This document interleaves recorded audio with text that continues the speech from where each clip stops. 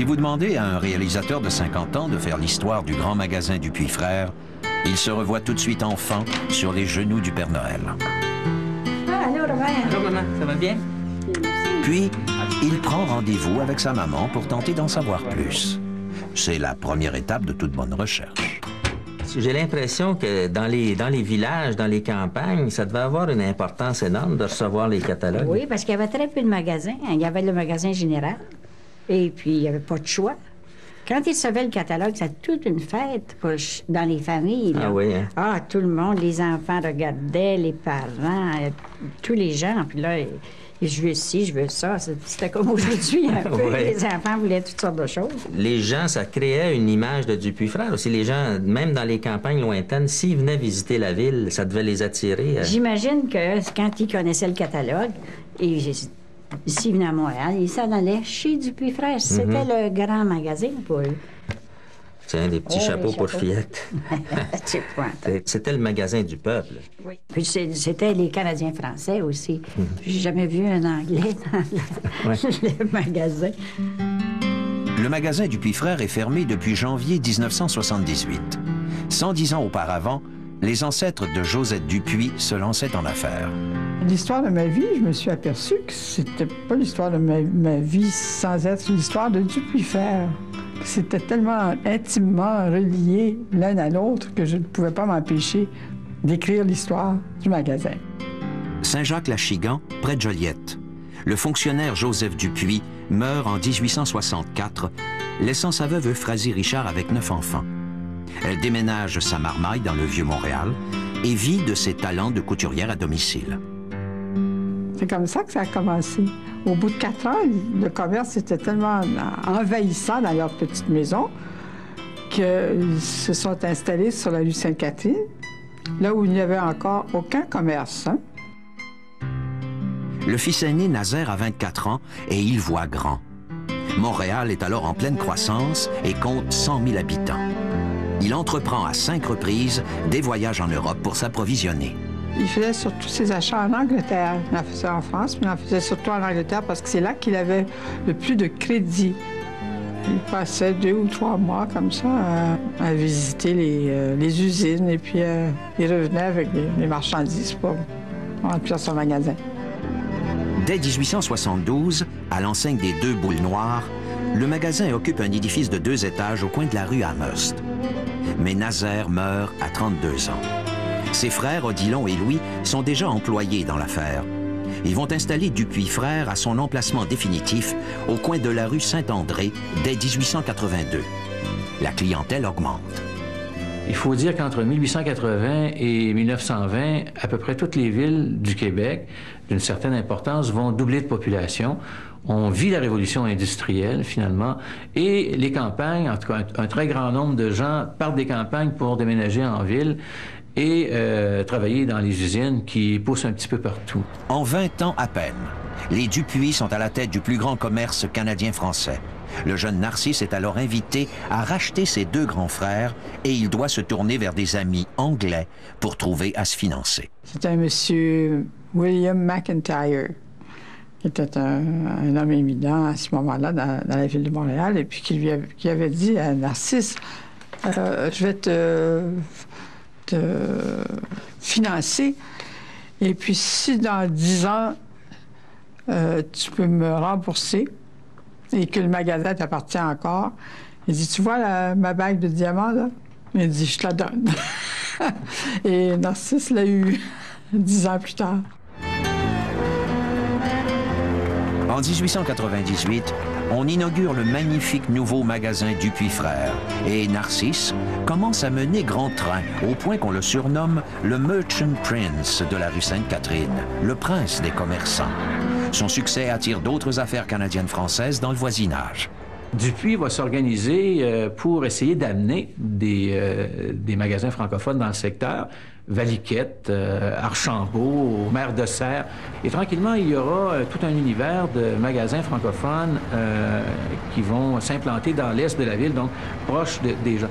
Sur le plan socio-économique, le niveau des consommateurs dans l'Est n'est pas nécessairement le niveau qu'on va retrouver dans l'Ouest. Il y a deux catégories sociales, il y a deux univers, là. Ça va se ressentir au niveau, bien sûr, de la marchandise offerte. La présence canadienne-française, au levier du pouvoir au tournant du siècle, est fondée sur l'alliance entre le religieux et le public. Cela va marquer tout l'avenir de cette histoire de Dupuis frères. L'année 1910, c'est une sorte de tournant dans l'histoire de Montréal. Il se tient ici, dans la métropole du pays, un congrès eucharistique où, finalement, les Montréalais vont accueillir tous les francophones de l'Amérique du Nord.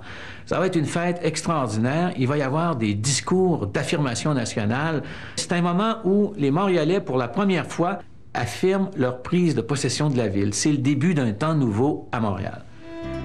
La meilleure intuition de Narcisse fut d'engager en 1911 un gérant génial, Armand-Joseph Dugal. Ce monsieur allait diriger le commerce de main de maître durant près d'un demi-siècle. Avec lui, il a commencé à grandir.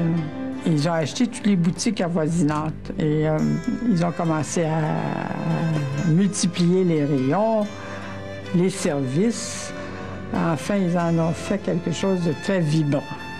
Un magasin à rayon, au fond, c'est un lieu où le consommateur peut retrouver sous un même toit à peu près tout ce qui est disponible, finalement, dans la société. En France, au bon marché, on disait qu'on pouvait trouver de l'aiguille à l'éléphant dans le magasin.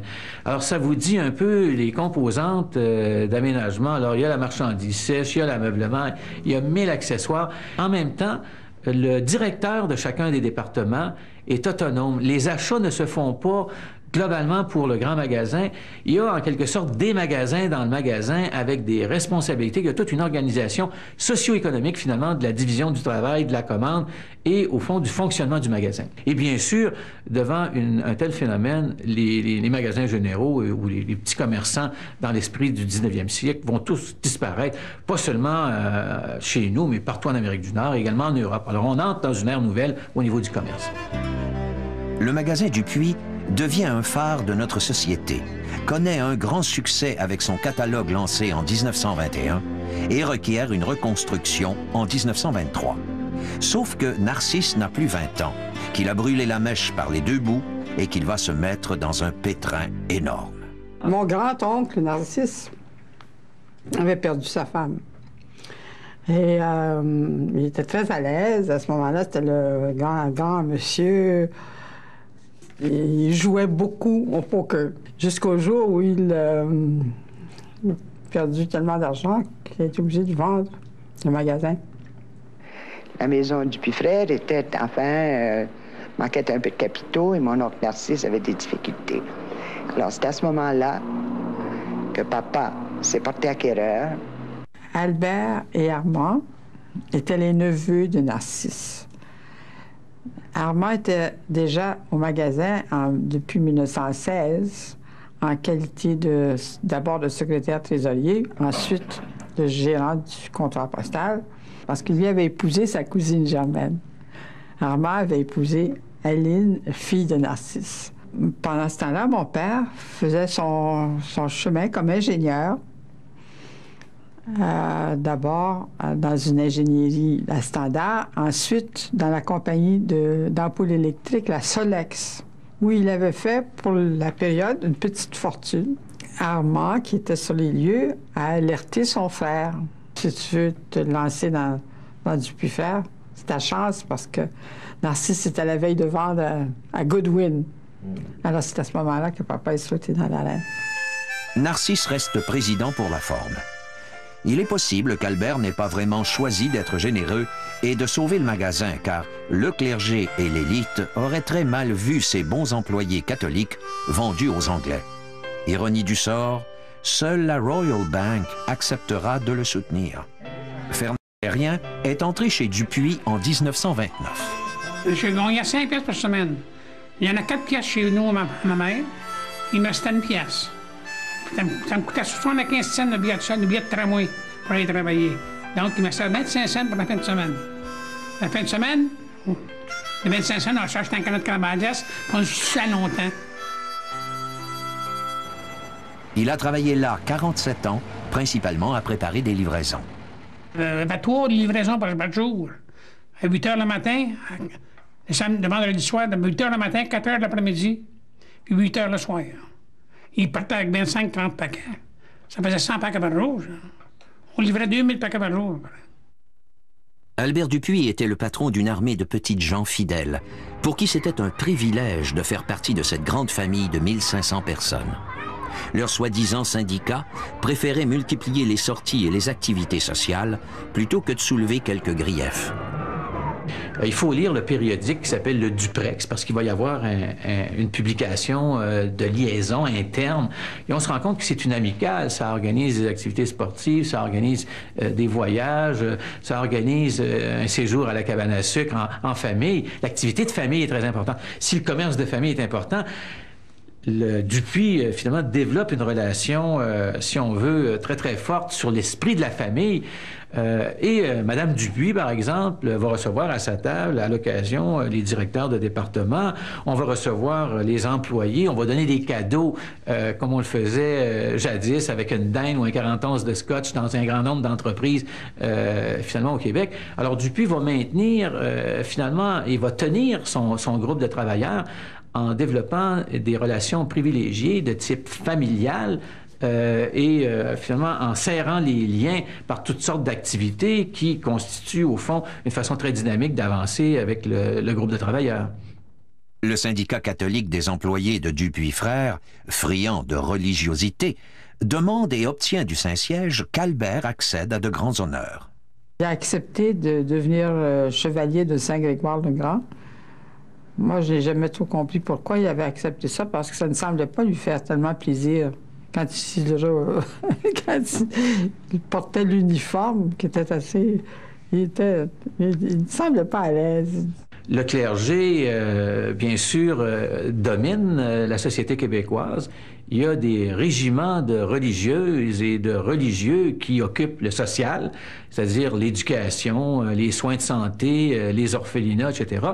Et ces gens-là exercent, bien sûr, un grand pouvoir dans la société, mais aussi un pouvoir sur les esprits. Alors, on est dans un climat, je pense, un peu théocratique.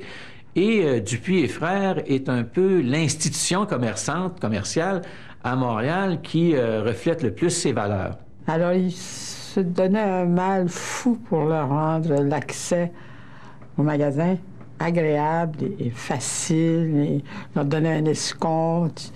Il leur donnait des repas gratuits, une salle à manger spéciale. Il y avait la salle à manger du clergé où il y avait un chef renommé qui préparait des petits plats pour les messieurs prêtres et les bonnes religieuses. Lionel Goyer, chevalier du Saint-Sépulcre, a longtemps dirigé le département du clergé. Et le président remettait une montre en or Longines et un bon d'achat de 300 $. Et puis je garde cette montre-là comme un trésor précieux. Ses contacts personnels avec les membres du haut clergé sont immortalisés dans une collection de saintes reliques. Au département du clergé, nous avions une salle de couture que nous pouvions confectionner les soutanes, les surplis, tous les accessoires pour la sacristie. Alors, et lorsqu'il y avait des évêques qui étaient nommés, nous envoyions un télégramme de félicitations et on les invitait à venir s'habiller chez Dupuis. Quand un prêtre allait devenir évêque et puis qu'il lui fallait un trousseau, là, le magasin était en délire parce que c'était un gros contrat. Le comptoir postal prospérait de son côté, dirigé par le frère d'Albert, Armand Dupuis.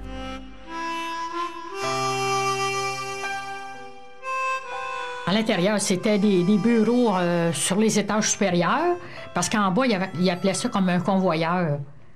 Puis dans les étages du 2e et du 3e, c'était des départements qui étaient cédulés soit pour la laiterie, les articles de classe.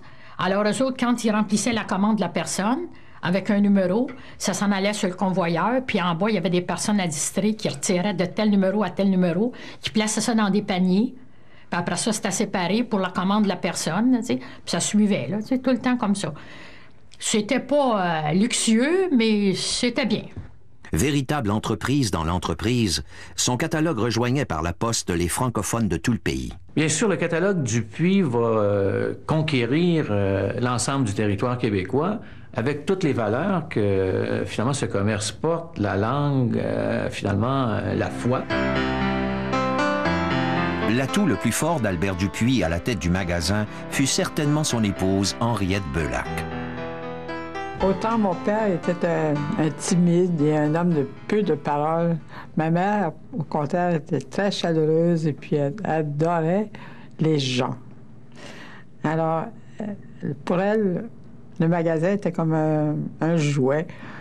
Elle y allait beaucoup. Madame Henriette, ça a été la maman de tout le monde.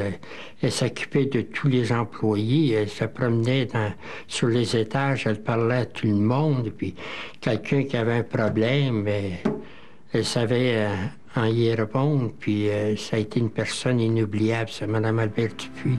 La villégiature préférée des Dupuis était leur villa de Saint-Hilaire, sur le Richelieu. Les invités y étaient innombrables, à la campagne comme à la ville d'ailleurs. Au moins 2 fois par année, nous recevions tous les gérants et leurs femmes chez nous. C'était pas une mince affaire. Il y avait 150 personnes à la fois. On vraiment trouvait de la place pour tout le monde. Mais je pense que quand elle recevait ce grand nombre de personnes, elle avait le secours du chef cuisinier de Dupuis-Frères. Les 2 sœurs cadettes, Josette et Renée, petites princesses de la famille, bénéficiaient candidement d'un certain luxe de vivre, ignorant les années de la dépression, éducation soignée et voyage en Europe. Je me rappelle d'avoir vu partir Josette avec mélancolie, parce qu'elle était juste du bon âge pour les accompagner. Puis elle allait à la cour d'Angleterre avec mon père et ma mère. Alors, pour moi, c'est un grand honneur qui lui était fait. Mes parents m'avaient envoyé faire une année d'études, comme ils avaient fait pour ma sœur aînée, Thérèse. Ils étaient venus me chercher en Italie, où j'avais passé plusieurs mois, après avoir passé quelques mois à Paris. Et puis là, mon père s'était surpassé, parce qu'il nous avait fait faire un voyage à maman, une de mes amies et moi, un voyage sensationnel à travers toute l'Italie, la Suisse, la France. Et comme dit René, nous avions terminé notre périple en Angleterre pour être présentés à la cour. La couronne et le crucifix. 2 allégeances exigeantes pour Albert Dupuis. Ses financiers sont anglais, ses concurrents sont anglais, et même sa clientèle, pourtant catholique et francophone, manque parfois au devoir patriotique. Le magasin Dupuis, est-ce que c'était l'endroit où une jeune fille allait trouver des belles choses à son goût, ou si vous n'étiez pas attiré? Non, on allait toujours dans l'Ouest. Chez nous, bien, nous autres, on allait là, Eaton, Morgan dans le temps, Simpson. Pourquoi? Pour nous, c'était plus chic, je pense. Peut-être que les gens allaient plus, oui, chez Dupuis pour des costumes de collège ou de couvent, de la lingerie, des choses comme ça. Mais pour la mode, non, ils n'étaient pas réputés, alors on voulait plutôt des choses plus modernes. Un très grand nombre de Québécois francophones qui appartiennent souvent à la bourgeoisie ou aux classes moyennes continuent ou sont attirés par des commerces anglo-saxons.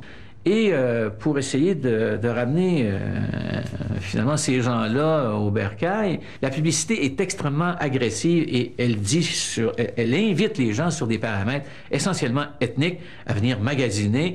Et on dit qu'on a là une aussi bonne marchandise, d'aussi bonnes conditions. On est autant à la mode que dans les commerces anglo-saxons et qu'on s'explique mal finalement que les gens ne comprennent pas que si on veut perdurer comme société, il faut qu'on se serre les coudes, particulièrement au niveau du commerce et au niveau de l'industrie. On va beaucoup exploiter la fierté d'être francophone pour amener les gens finalement dans le magasin, dans le commerce.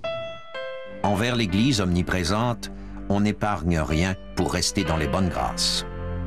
Même moi, quand j'étais petite, ça me paraissait très étrange de penser qu'on pouvait transformer tout le premier étage du magasin en une chapelle pour qu'on y dise une grand-messe pour une occasion spéciale. C'est incroyable. Et puis, chaque fois qu'il y avait une vente anniversaire ou une vente, la grande vente de blanc en janvier, il y avait un monseigneur ou il y avait un prélat important qui était invité à venir bénir l'événement. Depuis 1927, la Ligue catholique féminine imposait d'ailleurs ses canons de modestie à même le catalogue et les vitrines du magasin. Alors, il n'y avait pas moyen de trouver un maillot de bain convenable chez Dupuis. Ben, quand j'ai dit convenable, à son goût chez Dupuis, parce qu'il n'était pas convenable. J'allais chez Dupuis parce que j'avais un escompte. ça m'intéressait, mais j'étais toujours content d'aller acheter mes maillots de bain. Mon père me permettait d'aller acheter mes maillots de bain chez Morgan. Alors ça me faisait bien plaisir. Alors finalement, cette religiosité, elle se traduit entre autres par l'insertion dans le béton de médailles au moment de la construction. Elle se traduit aussi régulièrement par le dépôt d'images pieuses. Vous savez que c'est l'époque où on aime beaucoup mettre dans son livre de messe et collectionner les images pieuses. Alors Dupuis, finalement, va en distribuer. Alors au lieu de mettre des cartons publicitaires comme on le fait aujourd'hui dans les magasins, on va y déposer une petite image dévote, finalement. Et dans un troisième temps, quand les gens se faisaient prendre pour vol à l'étalage, eh bien, le directeur de la police, plutôt que d'appeler la police de Montréal puis de porter une plainte, finalement, demandait aux gens de réciter dans le bureau un acte de contrition. Alors voilà, ça vous donne un peu le ton du magasin. En 1945, Albert Dupuis décède après 20 ans de règne. Funérailles solennelles, mais succession difficile. Il y a de la bousculade autour du testament. La veuve Henriette choisit d'appuyer leur fils Raymond comme seul nouveau propriétaire, au détriment de ses 3 sœurs. Il a l'obligation de les dédommager, mais son offre leur paraît si dérisoire qu'elles entameront des poursuites. Il a dû demander de l'aide, en particulier à Jean-Louis Lévesque, qui, à partir de ce moment-là, est devenu très puissant dans l'affaire, parce que sa part augmentait avec les années. Jean-Louis Lévesque, futur financier vedette de la Révolution tranquille, celui-là même qui allait racheter le magasin pour une bouchée de pain dans 15 ans. Mes 2 sœurs et moi sommes restés dans l'ombre. La situation était assez tendue. Notre sœur aînée, en somme, aurait été très capable de prendre la relève. Et non seulement elle n'a pas été invitée à participer, mais son mari, qui était Daniel, qui travaillait au comptoir postal, a subi le même sort que René quelques années plus tôt. Il n'était pas rétribué à sa juste valeur. Les hommes avaient le pouvoir, et puis les femmes, nous étions, enfin, à l'arrière-plan. Raymond, avocat de formation, déjà empêché par son père de trop se mêler de politique avant la guerre, se retrouve cette fois conscrit au magasin tant que sa mère vivra. Henriette a pris, au fil des années, une importance telle dans la vie du magasin qu'elle n'imagine pas s'en séparer. Elle a vu une nécessité à demeurer présidente honoraire du magasin afin de s'assurer d'une subsistance raisonnable. Et c'est comme ça qu'elle a vécu, avec un salaire de Dupuis Frères pour le restant de ses jours. Quoi que je peux dire sans exagérer, elle vivait dans le luxe et à l'abri de tout besoin. Je dois dire qu'elle nous en faisait profiter tant qu'elle pouvait, parce que maman était très généreuse. Alors elle gâtait ses filles, elle gâtait ses petits-enfants d'une façon formidable. Et pour essayer peut-être de nous faire oublier que, enfin, le magasin ne nous appartenait plus. Amertume ou défi, le fils aîné de René sera baptisé du prénom Dupuis. C'était l'après-guerre, et ce magasin, pour le moins vieillot, devait se moderniser pour la deuxième moitié du 20e siècle. On procéda à des agrandissements et reconstructions en 1947 pour mieux accueillir le public et encore le clergé. À un moment donné, il a fallu être commerçant, là, puis ouvrir le jour du 8 décembre, hein, parce que Dupuis était fermé le jour de l'Immaculée Conception. Il était fermé le jour de la Toussaint. Alors, le syndicat avait négocié pour qu'on nous remplace ces 2 fêtes-là par notre anniversaire d'entrée et notre anniversaire de naissance. Mais les employés disaient, mais comment allons-nous faire pour aller à la messe? Alors là, on chantait une messe à l'intérieur du magasin, soit avant l'ouverture ou après, mais il fallait aller à la messe. C'était important, ça. Et quand il y a eu la grande mission par le cardinal Léger, Monseigneur Léger, alors il est venu, on a même fermé le magasin le matin pour le recevoir. Mais Dupuis a toujours été religieux, pratiquement. Il y avait le pèlerinage à l'oratoire Saint-Joseph à pied. Dupuis et frères, c'était très important. La Saint-Jean-Baptiste, c'est tout ça qui faisait qu'on était une famille. Bon, là, Saint-Jean-Baptiste, Dupuis et frères avaient toujours le plus beau char allégorique qui était fait par les étalagistes de Dupuis. Et il y avait une tradition, il était tout de suite avant Saint-Jean-Baptiste. Il y avait la presse, il y avait Dupuis et Saint-Jean-Baptiste. Ça clôturait le défilé. Comme des centaines d'autres employés, M. et Mme Charron se sont rencontrés chez Dupuis il y a 50 ans au défilé de la Saint-Jean. Et on demandait aux employés masculins, si vous voulez défiler, on vous donne une journée de congé. Puis si vous voulez porter un drapeau, un fleur-de-lysée, c'est 2 $ en surplus. Alors on avait des régiments de porteurs de drapeaux. Une parenthèse. Si vous êtes né dans les années 40 ou 50, vous n'êtes donc plus des enfants, on peut ici vous révéler quelque chose. C'est moi qui personnifiais le Père Noël. Et là, il y avait un rassemblement de parents des enfants. Et lorsque je sortais de l'hélicoptère, j'envoyais la main, puis avec mon gros sac, j'envoyais des bonjours à tous les enfants, et c'était une joie. Le gérant génial d'autrefois, Armand-Joseph Dugal, avait servi 3 générations de Dupuis. Il fallait trouver du sang neuf. Raymond Dupuis rappelle un copain de l'Université de Montréal qui avait accompli des miracles au grand magasin de la famille Paquette à Québec. L'ambitieux Roland Chagnon revient à Montréal se charger de l'administration chez Dupuis Frères. Premier succès, il fait réduire après coup les impôts de guerre de la maison en démontrant que la valeur de l'entreprise avait baissé. Cette dévaluation sera bien utile à Raymond pour limiter les sommes qu'il versera finalement à ses 3 sœurs.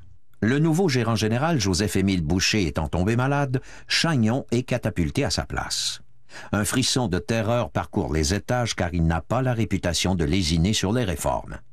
Il supplante certains chefs de rayon par de jeunes diplômés, incite les étalagistes à se surpasser sans dépenser et rêve d'un magasin libre-service comme les Américains viennent d'en inventer.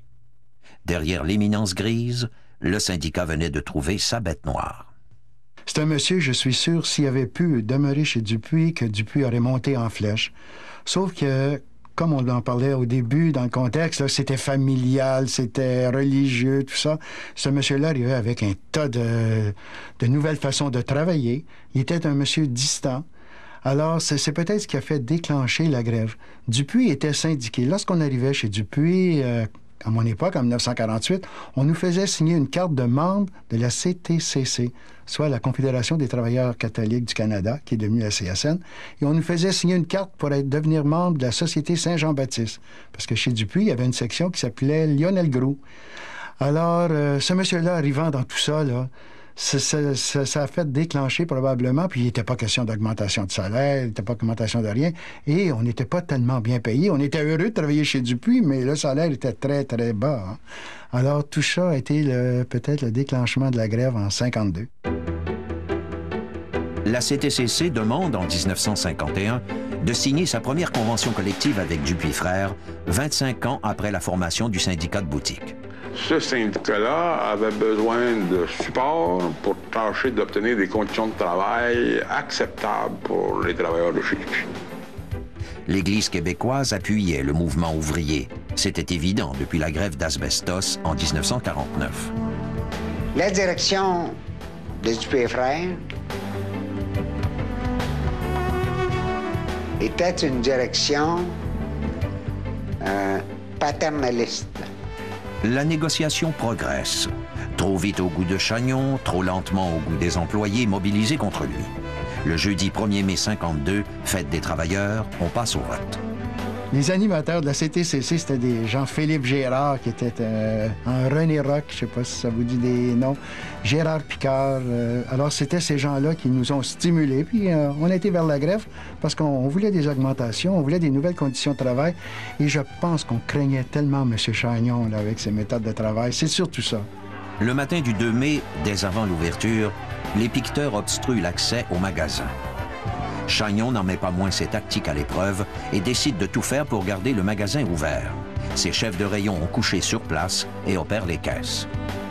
Les journaux du 3 mai annoncent la naissance d'un nouveau système d'autoservice à rabais et le public afflue en masse. On a vendu ce jour-là 2 fois plus que la plus forte journée du temps des fêtes. Le syndicat est bafoué. Coup de théâtre, on apprendra les jours suivants que Raymond Dupuis a pris la poudre d'escampette. Je sais qu'il a disparu et que nous, comme employés, on chantait des chansons. Le rat a calé avec le bateau, seul les rats se poussent à la bande. Toutes des histoires comme ça. Pourquoi a-t-il quitté? Je ne sais pas. Je sais que c'est sa mère qui a pris la responsabilité de tout ça. Elle en est tombée malade.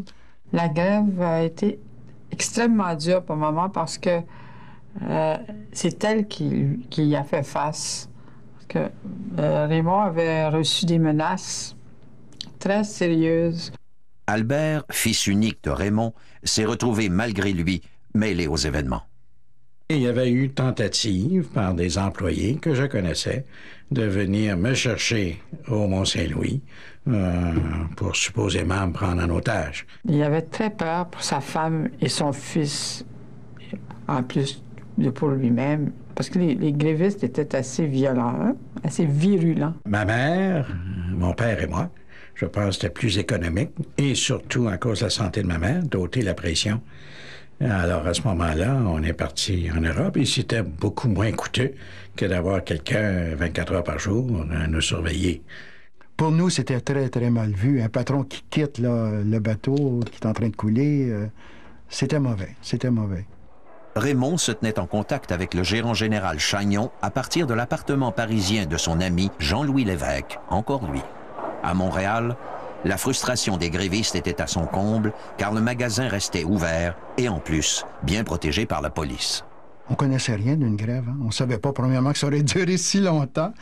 Et la réaction à ce moment-là, c'est qu'il y a eu des... Ça a été terrible. Il y a eu des petits rats qui se sont promenés dans le magasin, des bombes puantes. On bloquait les rues à ce moment-là pour essayer de briser les vitres des autobus. Puis c'était la bataille. Et les policiers à chevaux rentraient là-dedans. Ça a été terrible. Puis c'était dans les premières grèves de la CTCC. Alors, il n'y a personne qui savait où on s'en allait avec cette histoire-là. Madame Archambault et Monsieur Terrien, eux, faisaient partie des adjoints que la direction gardait au travail. Leur statut était si peu clair qu'ils n'osaient refuser, essuyant les colibets des autres. Moi, j'ai vu sortir des gens avec des radios cachés là, en dessous d'eux autres, échapper le radio, leur remonter. Là, vous savez ce que je veux dire? Penser que la personne était enceinte, puis c'était... Ils sont fait voler, mais c'est pas croyable. C'est pas croyable le vol qu'il y a eu là-dedans. De laisser, pour nous montrer que, tu sais, que le magasin fonctionnait. Toute grève entraîne des dérapages parfois cocasses. Il est arrivé que des policiers à cheval pourchassent des grévistes jusqu'à l'intérieur du magasin. Puis un matin, là, moi j'arrivais pour aller travailler justement dans l'atelier des livres, on avait passé au magasin. Monsieur, je suis rentré par en arrière, puis je suis sorti par en avant parce que les chevaux nous poussaient dans le dos. Vous savez que c'était quelque chose, cette grève-là. Hein? C'était assez pénible. Cette année-là, par malheur, on ne sait pas comment, mais tous les chars allégoriques ont passé au feu la veille de la Saint-Jean-Baptiste. Parce qu'il y avait un char de Dupuis au travers ça. Alors, tout ça a passé au feu. Et le lendemain, lors du défilé, le maire avait l'habitude de se promener en limousine. C'était Camillien Wood à cette époque-là. On ne sait pas d'où provenaient les œufs, mais il était arrosé, aspergé d'œufs pourris. Tout le long, puis on criait, parce que les employés du Puy lui en voulaient pour les policiers à chevaux qu'il envoyait à tous les vendredis. Alors, on se revengeait sur le maire. Là, on se réunissait à la salle, dans une salle dans le bas de la ville, pour une messe. L'abbé Lafontaine nous chantait la messe. Tous les matins de la grève, il y avait toujours une messe. Ça, c'était important. Puis ça maintenait les employés, comme je vous dis, avec leur mentalité bien, bien pieuse, là. On était moins méchants, semble-t-il, en allant à la messe. Après 3 mois de grève, Roland Chagnon est sûr d'avoir cassé le syndicat et Raymond Dupuis est rentré au pays. Mais ils ne sont pas au bout de leur surprise.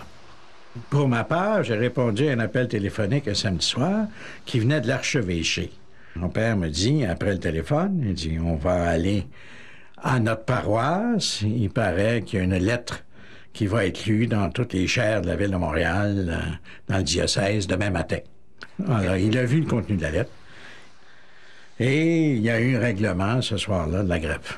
Quand le clergé du Haut-de-la-Chaire dit que la famille Dupuis et que M. Dupuis n'est pas un citoyen honnête aux yeux du clergé et que vous êtes menteur et voleur, votre crédibilité de commerçant en prend toute une pilule. Aucune trace de cette lettre à ce jour. S'il faut en croire son fils, Raymond Dupuis dut céder sur toute la ligne. Augmenter les salaires, congédier le gérant Chagnon, cesser de fouiller les employés et patronner les bonnes œuvres. Avec toutefois, selon Albert Dupuis, une dernière condition plus vexatoire. Qui, quand même, vient de la bouche de mon père, qu'il aurait fallu qu'on ait redécoré la salle de réception du palais cardinaliste au montant qui m'a été cité de 78 402 $. Providentiellement rétabli de sa maladie, J-Émile Boucher redevient gérant général. Mais encore là, on revenait au paternalisme là, en faisant revenir M. Boucher. M. Boucher nous faisait demander d'arriver 10 minutes avant l'ouverture. Là, il y avait un système de haut-parleurs puis de micros dans le magasin. Puis là, il souhaitait joyeux anniversaire, puis joyeux anniversaire d'entrée. Tu sais, puis celui-là était bien fin, puis l'autre était bien fin. C'était ça que les gens voulaient au départ. L'atmosphère qui avait toujours existé chez Dupuis n'est jamais revenue comme auparavant. Puis à partir de ce moment-là, il y a eu un déclin, surtout dans l'atmosphère. Le plus éclaboussé par ces événements fut sans doute le plus innocent de tous. On vient de redécorer le salon. On est dans un salon ovale et on est peut-être 50, 60, 80 commerçants en ovale, où le cardinal passe d'un à l'autre et à ce moment-là, il faut faire la génuflexion et il passe ses meilleures vues. Alors, c'est le 1er janvier 53, arrive à mon père, il dit, mon cher Raymond, j'espère que l'année 53 va être meilleure que 52. Mon cher Albert, parce qu'on avait passé des étés ensemble à Saint-Hilaire, où Jules Léger, le gouverneur général, avait une résidence d'été. Mon cher Albert, j'espère que tu ne seras pas aussi, est-ce que je prononce le mot, cochon que ton père. J'ai 14 ans. C'est des choses qu'on se rappelle longtemps et souvent. La vie reprend son cours tant bien que mal après la grève chez Dupuis Frères, mais les engrenages sont grippés. En ces années où la télévision fait de nouvelles vedettes, on demande à Michel Tisser de contribuer à rehausser l'image de la maison. Par pur hasard, elle se trouve avoir été une compagne de classe de Josette Dupuis. Ça tombait bien parce qu'il y avait un magazine qui s'appelait Liberty, un magazine de Toronto, qui chaque année élisait les 10 femmes les plus élégantes du Canada. Là, j'ai l'air de me vanter. Ça faisait 2 ans de suite que j'étais parmi les 10. Alors, elle me disait, vous comprenez, bon, finalement, à cause de son charme, mais peut-être en me souvenant de toi aussi, j'avais accepté. Mon rôle se limitait, en fait, à faire venir les mannequins, à les vêtir, selon leur taille, selon moi, etc. Je choisissais aussi les vêtements qui allaient être dans le défilé. Et puis ensuite, à animer ce défilé. Et ça avait eu un succès fou. Ça se passait au Saint-Denis. Je me souviens de ça, il y avait une foule de gens qui faisaient la queue sur la rue. Mais tu sais, Josette, avant de te connaître au Soto-Récollet, alors que nous avions toutes les deux 11 ou 12 ans, quelque chose comme ça, oui. Moi, je connaissais Dupuis Frères. Parce que quand j'avais 5 ou 6 ans, ma mère s'était fait donner un indéfrisable, une permanente chez Dupuis. Et je me souviens encore des fils chauffants. Il y avait un gros machin, là, puis les fils qui descendaient. Puis c'était comme des pinces. Puis ma mère disait « Oh, ça me brûle, faites quelque chose, vous me brûlez ». Alors moi, ça m'avait beaucoup impressionné, évidemment. Mais à cette époque-là, tout le monde allait chez Dupuis. Des efforts évidents de mise en marché sont ralentis par le peu d'empressement des commis vendeurs. De tous les commis de la ville, ils sont devenus les seuls, syndiqués, permanents et payés 40 heures. On demandait quelque chose, par exemple un chandail, des souliers. Puis là, on disait aux commis, mais vous n'auriez pas quelque chose d'un peu mieux? Puis ils nous répondaient toujours, oui, on en a, mais c'est bien plus cher. Ils ne voulaient pas comme nous le présenter. Puis d'autre part, il faut dire que toute la question religieuse, dans les années 60, finalement, c'est la période de laïcisation du Québec. Alors c'est un aspect, une formule, une dimension qu'on ne peut plus jouer. Au contraire, les gens la fuient et ils vont de plus en plus la fuir, cette dimension-là. Puis il y a toute la question aussi de l'ajustement au niveau du style du commerce, au niveau de la promotion, etc. Alors je pense que ce sont autant de facteurs qui ont dû jouer dans la disparition du commerce de Dupuis et Frères dans l'Est. Le magasin vivote ainsi quand Henriette décède en 1960. Pour Raymond, c'est le signal de la fin. Sa propre femme est mourante et n'en aura plus pour très longtemps. À ce moment-là, il fait connaître que le magasin est en vente et nous avons eu 5 offres. On a eu nos correspondants anglais qui était la chaîne de magasins Owen & Owen et qui avait 7 magasins en Angleterre, qu'il y en avait un à Hamilton au Canada.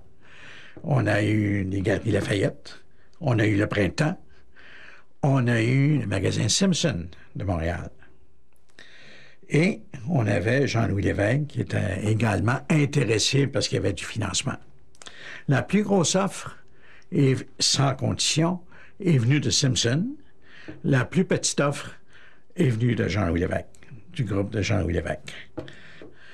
Entre parenthèses, l'intention de Simpson était de fermer le magasin et d'en faire un entrepôt, qui est une décision commerciale très saine pour eux autres, mais il faut quand même penser à tout l'aspect des employés, à tout l'aspect de l'institution canadienne-française et du traitement qui aurait été infligé à mon père d'avoir peut-être même été un traître vis-à-vis de la nation. Et on a suggéré à mon père de quitter le Québec pour faire l'annonce de la vente, si jamais on acceptait Simpson. Le lendemain matin, dans une décision qu'on m'a communiquée, mon père avait décidé de vendre le magasin à Jean-Louis Lévesque. Simpsons aurait offert 5 millions.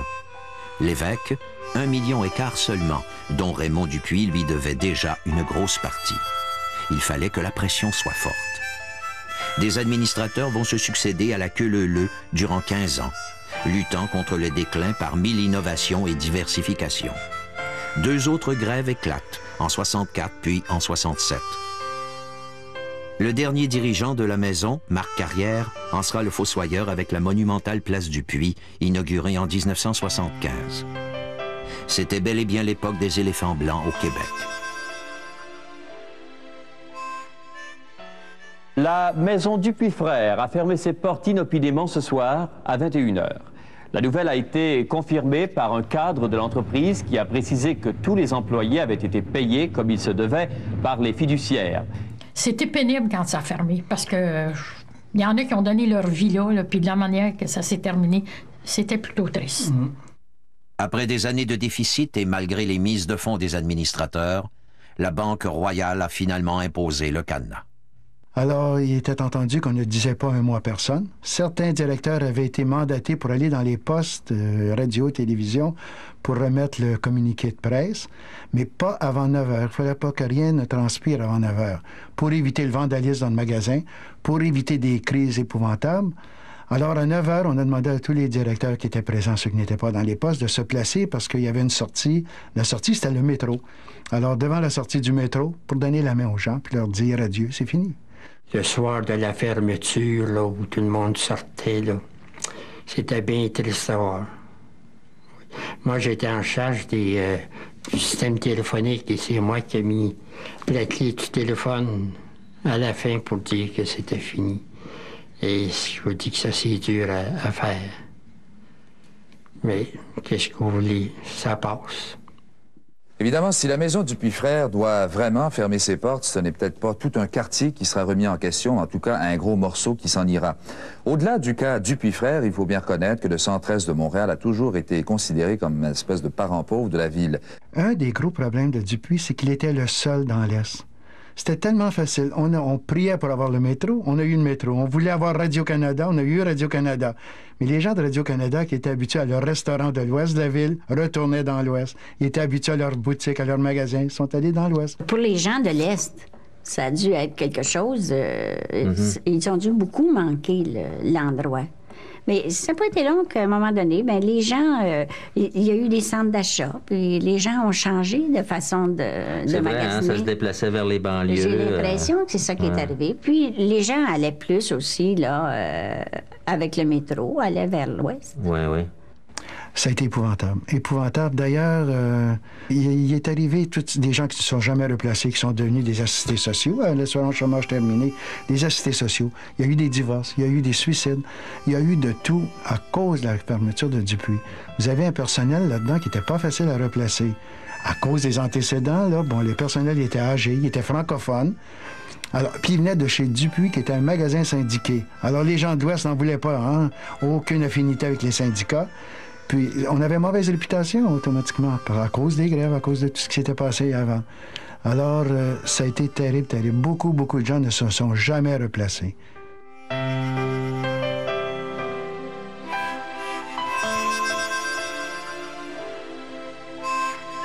Dans un instant, voyez Pare-choc à Pare-choc.